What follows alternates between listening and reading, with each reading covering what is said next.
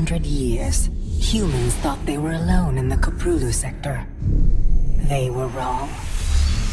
The Zerg emerged, seeking to consume all in their path, and before long, the Protoss, a highly advanced alien race, began wiping out infested worlds, burning Zerg and Terran alike.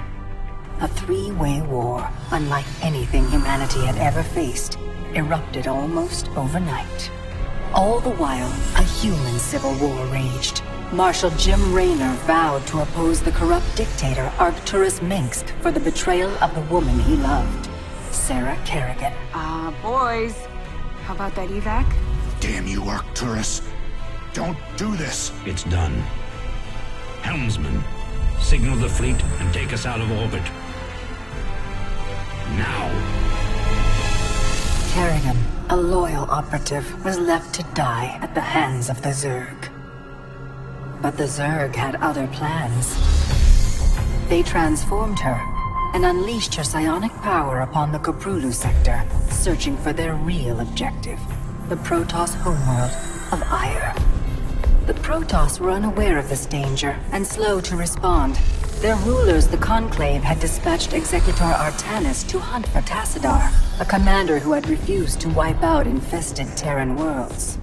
They crossed paths with a Dark Templar mystic, whose kind was considered heretics by the Conclave. Through great effort, Zeratul convinced Tassadar and Artanis that he was not their enemy. Together they rallied more Protoss from both factions against the Zerg. Despite the Conclave's fury, they achieved significant victories against the Swarm.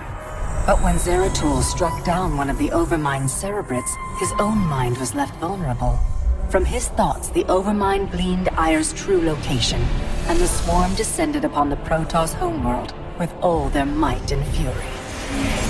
It was Tassadar who kept the Templar from extinction that day. Using the power of both the Templar and the Dark Templar, he sacrificed himself to kill the Overmind. Ire was lost, but Artanis led the survivors to the Dark Templar's homeworld of Shakuras. Old prejudices were set aside. The Templar were now in the Dark Templar's debt.